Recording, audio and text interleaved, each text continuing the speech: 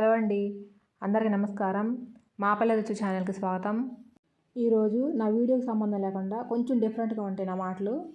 ఒక్క నిమిషం 2 నిమిషాలు నేనేం చేస్తాను అనేది మీకు అర్థమవుతుంది. ఆ వీడియో చూస్తూ నా మాటలనండి ఒకసారికి. నా సబ్స్క్రైబర్స్ వ్యూవర్స్ అందరికీ కూడా చెప్తున్నాను, నేను ఏదైనా తప్పు మాట్లాడితే క్షమించండి. తప్పు మాట్లాడాను మీరు అనుకోరని అనుకుంటున్నాను. నేను నా వీడియోని ప్రమోట్ చేసుకోవడం కోసం వ్యూస్ కోసం మాట్లాడింది కాదు. నాకు దేవుడి మీద ఉన్న నమ్మకం, చంద్రబాబు నాయుడు గారి మీద ఉన్న అభిమానం ఈరోజు ఇలా మాట్లాడేలాగా చేసింది. మనిషి అన్న తర్వాత ఎవరికైనా ఇబ్బందులు సహజం. ఆడా మగాని సంబంధం లేకుండా ఎవరి జీవితాల్లో అయినా కష్ట సుఖాలు ఉంటాయి. ఒక మాట అనుకుంటూ ఉంటాము, మనుషులు మన కాపద జంతువులు వస్తాయి ఇబ్బందులు అని చెప్పేసినని.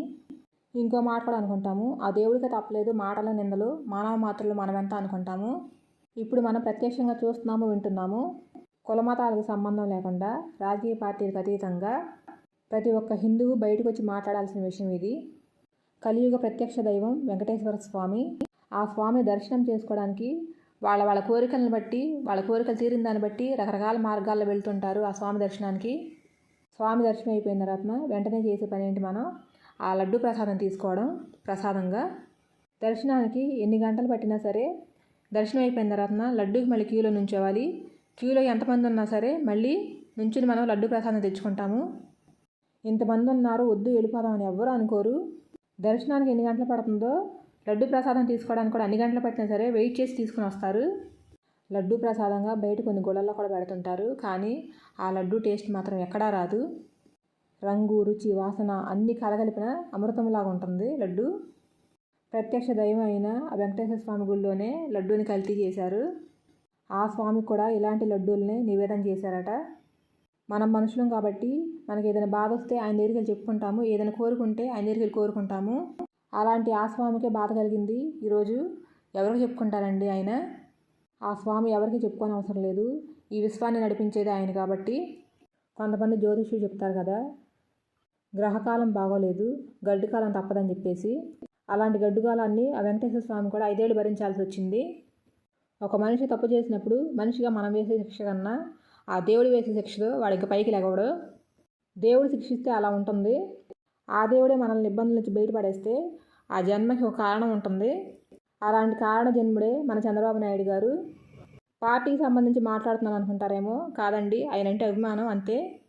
ఆయన ఒక మంచి మనిషి, మంచి రాజకీయ నాయకుడు. నాకు తెలిసి ఒక 20 years నుంచి చూస్తున్నానండి నేను. రాజకీయాలు అంటే ఏంటో, ఎలా ఉంటాయో, ఎవరు ఎలా నడుస్తారో, ఎవరు ఎలా బిహేవ్ చేస్తున్నారో, ఎవరి రాజకీయం ఎలా ఉంటుంది, ఏ నాయకుడు ఎలా ఉంటున్నాడు, ఏ నాయకుడు ఎలా పనిచేస్తున్నాడో చూస్తున్నాను నేను. మంచి నాయకుడు అని చెప్పడానికి పార్టీలకు అతీతంగా ఉండాలి. అభిమానం ఉందనుకోండి, ఆ నాయకుడు నచ్చినా నచ్చకపోయినా ఆ మనిషి పేరు చెప్పాలి. ఒక మనిషి గురించి ఒకళ్ళు చెప్పింది వినటం వేరు, మనకు మనం ఆలోచించుకుని మనం ఒక నిర్ణయానికి రావటం వేరు. అలా ఒక మంచి మనిషిగా, మంచి రాజకీయ నాయకుడిగా ఆయన మీదన నమ్మకం కలిగింది. ఒక మంచి మనిషి, మంచి పొలిటీషియన్ అని.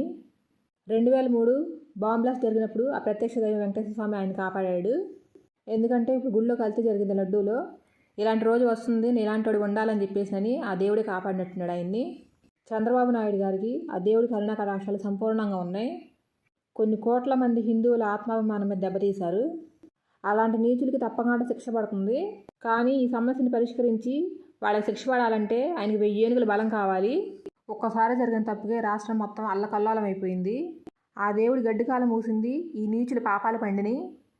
చంద్రబాబు నాయుడు గారు కూడా ఎన్నో అవమానాలు భరించారు. ఈరోజు మళ్ళీ ఈ పొజిషన్కి వచ్చారు. ఆ దైవ సంకల్పం లేకుండా ఏదీ జరగదు. నా ఇంట్లోనో మీ ఇంట్లోనో సమస్య కాదండి, ఇది మనందరి సమస్య. అందరూ దీన్ని ఖండించాలి, అందరూ ఒక మాట మీద ఉండాలి. ఈ 5 సంవత్సరాల్లో ఇంకేం జరిగినాయో మనకు తెలియదు. ఇలాంటి తప్పు మళ్ళీ చేద్దామనే ఆలోచన కూడా రాకూడదు ఎదుటి మనిషికి. అలా ఉండాలి శిక్ష. నేను ఒక రైతు బిడ్డనండి. నారు పోసిన దగ్గర నుంచి పంట చేతికి వచ్చేంతవరకు ఆ దేవుడిని నమ్ముకునే చేస్తారు మొత్తం. పంట చేతికి వచ్చిందో లేదని చెప్పేసి నేను చేయకుండా ఉంటారు కదా ఎవరు. ఎవరి కష్టం వాళ్ళు చేసుకుంటారు, ఎవరి కష్టానికి తగ్గ ప్రతిఫలం వాళ్ళకి వస్తుంది. చంద్రబాబు నాయుడు గారి మంచి మనసే ఇవాళ ఈ విషయం బయటకు వచ్చేలాగా చేసింది. ఆయన నిండు నూరేళ్లు ఆయురారోగ్యాలతో ఉండాలని ఆ దేవుడిని కోరుకుంటున్నాను. మన దేశంలో మనుషులు పెరగడం కన్నా ఆ మనిషి చేసే తప్పులు పెరిగిపోతున్నాయి. ముఖ్యంగా ఇప్పుడు జరిగిన తప్పు హిందూ మతానికి సంబంధించి కాబట్టి ఆ హిందూ మతానికి సంబంధించి కొన్ని నిర్ణయాలు తీసుకుంటే బాగుంటుంది. ఇప్పుడు ఈరోజు నేను చేసిన వంట గురించి చెప్తాను. నేను గార్డెన్లో కూరగాయలు కోయటం చూశారు కదా, గార్డెన్లో కోసిన బెండకాయలతో ఈరోజు ఫ్రై చేస్తున్నాను. బెండకాయ పులుసు ఇగురు ఎప్పుడు కామనే కదా, అందుకే ఫ్రై చేసుకుంటున్నాను ఈరోజు. బెండకాయలు నీట్గా కడిగేసి తలా తోహ కట్ చేసి పెట్టుకున్నాను. ఇలా క్రాస్ కట్ చేసుకోవాలండి. బెండకాయలు అన్నీ ఈవెన్గా ఉండాలి ముక్కలు. అప్పటికప్పుడే కోసి వండేశానండి. పుచ్చులేమి లేవు, బాగున్నాయి కాయలు. ఒక్కడు కూడా ముదరలేదు, అన్నీ బాగున్నాయి కాయలు. ఎప్పుడూ చేసే ఫ్రైలా కాకుండా ఈసారి కొంచెం డిఫరెంట్గా చేశాను నేను. చాలా బాగుంది, బాగా కుదిరింది. బెండకాయ ఫ్రై అంటే క్రిస్పీగా ఉండదు, కానీ క్రిస్పీనెస్ రావడం కోసం నేను ఒక చిన్న పని చేశాను. చూడండి, అన్ని బెండకాయలు ఇలా ఈవెన్గా కట్ చేసుకున్నాను. కొంచెం ఆరబెట్టుకుంటే ఇంకా బాగుంటుంది ముక్కలు. నాకు ఆరబెట్టే టైం లేదు, అందుకే వండేసాను వెంటనే. ముక్కలన్నీ ఒక గిన్నెలోకి వేసుకుంటున్నాను. అన్నీ కలుపుకోవడానికి వీలుగా ఒక పెద్ద గిన్నె తీసుకుని అందులో వేసేసుకోవాలి. అవి వేసుకున్న తర్వాత నేను ఒక చిన్న క్యారెట్ ముక్క, ఉల్లిపాయలు వేసుకున్నాను. ఒక చిన్న ఉల్లిపాయ, ఎక్కువ అక్కర్లేదు. ఎక్కువైనా మన ఉల్లిపాయ పకోడీలాగా అయిపోతుంది, ఎక్కువ వేసుకోకూడదు. 4 పచ్చిమిర్చి చీలికలు, దంచుకున్న వెల్లుల్లి పొట్టు తీసి దంచుకున్నాను, 2 కరివేపాకు రెబ్బలు. పకోడీ అన్నాను కదా, పకోడీ అన్నప్పుడు శనగపిండి కంపల్సరీ. అరకప్పు శనగపిండి తీసుకున్నాను. 2 స్పూన్లు బియ్య పిండి తీసుకున్నాను. ఈ బియ్య పిండి ఇంట్లోదేనండి, కొన్నది కాదు. నేను పిండి మిల్లు పట్టించాను, అందుకే జల్లించుకుంటున్నాను. కారం ఫుల్ స్పూన్ వేసాను. జీలకర్ర కొంచెం 1/2 స్పూను. పసుపు, ధనియాల పొడి, అల్లం వెల్లుల్లి paste 1/2 spoon, garam masala, salt కొంచెం వేసుకొని తర్వాత చూసుకొని వేసుకోవచ్చు. అన్నీ వేసుకొని బాగా కలుపుకోవాలి. ముందు పొడి మీద కలిపేసుకోవాలి వాటర్ వేయకుండా, తర్వాత చూసి కలుపుకోవాలి వాటరు. ఎక్కువగా అవసరం ఉండదు, బెండకాయలు కూడా జిగురు ఉంటుంది కదా, లైట్గా పోసుకోవాలి. బయట బెండకాయ పకోడీ ఎలా ఉంటుందో చూసే ఉంటారు కదా అందరూ. బెండకాయ ముక్కలు కనిపించాలి మనకి, అలా కలుపుకోవాలి. పిండి ఎక్కువ వేయకూడదు, గట్టిగా కలుపుకోవాలి, లేదంటే ఆయిల్ లాగేస్తుంది. నేను కలుపుకోవడం అయిపోయింది, ఇలానే ఉండాలండి. అది పక్కన పెట్టేసి నేను స్టవ్ నుంచి పాన్ పెట్టుకున్నాను. డీప్ ఫ్రై చేసుకోవాలి. పాన్ వేడైన తర్వాత ఆయిల్ పోసుకోవాలి. నేను బెండకాయ ముక్కలు కలిపేటప్పుడు పిండిలో వేరుశనగ గుళ్ళు కానీ జీడిపప్పులు కానీ వేయలేదు. మీకు ఇష్టమైతే అవి కూడా వేసుకోండి. భోజనాల మీద వడ్డించినప్పుడు జీడిపప్పులు వేరుశనగ గుళ్ళు కంపల్సరీ వేస్తారు. ఆ లుక్ కావాలి అనుకుంటే వేసుకోండి మీరు కూడా. నూనె వేడైన తర్వాత ఇలా వేసేసుకోవాలండి అన్నీ.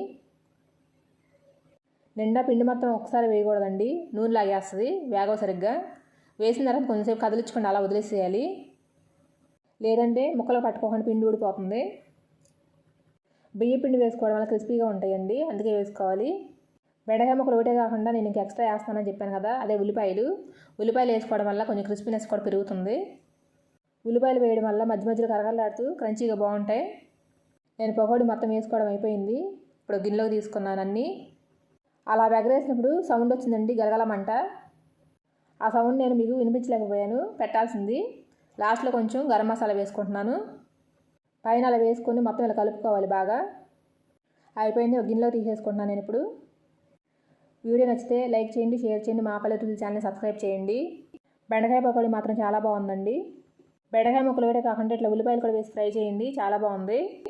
పప్పు సాంబార్తో తింటే చాలా బాగుంటుంది. తెలియని వాళ్ళు ఎవరైనా ఉంటే తప్పకుండా ట్రై చేయండి.